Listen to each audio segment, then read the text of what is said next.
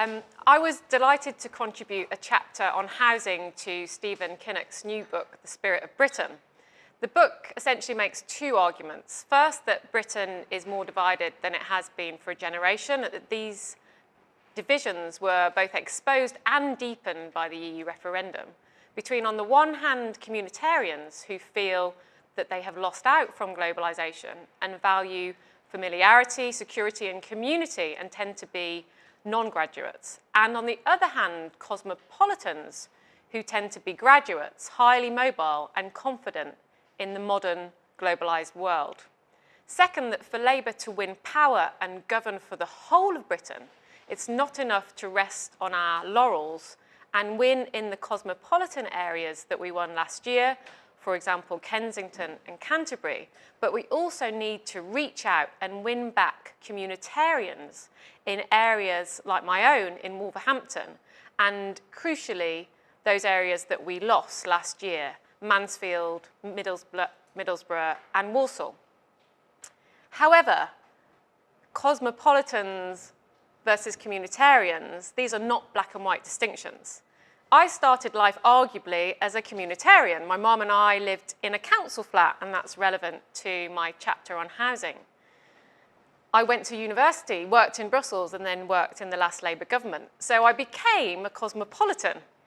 But now I have gone back to my roots and represent a communitarian seat in my hometown of Wolverhampton. And indeed, housing is a concern for both of these groups, because unless you are a member of the super rich, whether you are a communitarian or a cosmopolitan, you will have at some stage had a housing problem or concern.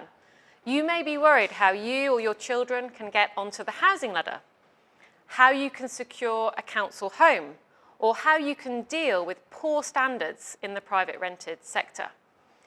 And focusing too much on the division between the older, asset-rich homeowners and the younger generation who can't get on the housing ladder neglects that many of the homeowners are desperately worried about their children and how to help them with their housing. 1 in 4 young people are living at home with their parents. Home ownership is at its lowest levels for 30 years. And the simple truth is that we haven't built enough homes for decades. This is a huge market failure, one that this Tory government won't tackle. It is pursuing policies on the basis that they think they are popular with the electorate, such as Help to Buy and extending Right to Buy. But these policies exacerbate the problem by stoking demand, pushing up prices further out of reach of those people we're trying to help, and depriving those who need social housing.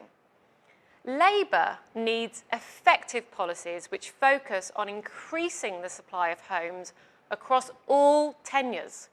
We need to focus on both building more council homes and building homes for first-time buyers, families who want to upsize and older people who want to downsize. In my chapter to Stephen's book, I recommend that we pursue 5 policies in housing.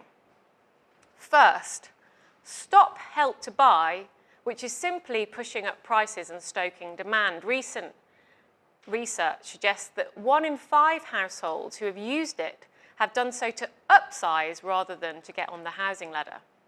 Second, impose a moratorium on Right to Buy until we have replaced all those homes that we have sold off. We have lost over half of our council homes since the introduction of Right to Buy. We simply have not replaced those homes.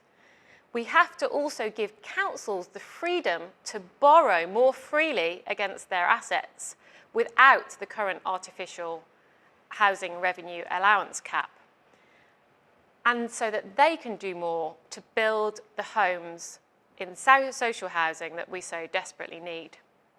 Third, shake up the land market to stop speculation pushing up the price of land so dramatically, and this is a key part of the housing market failure. We need to also help small builders so that they can better compete with the large, dominant house builders. And we need to give councils use it or lose it powers to prevent builders and developers from simply sitting on land and waiting for the value and price to increase. Fourth, give private sector tenants better rights, more security with longer tenancies, and enforce higher standards. In this tenure of privately rented homes, we see some of the very, very worst standards. And again, this affects the cosmopolitans who may be renting in big cities such as London, Manchester and Leeds, but it also affects communitarians who are perhaps renting cheaper properties. We see poor standards in properties across the board.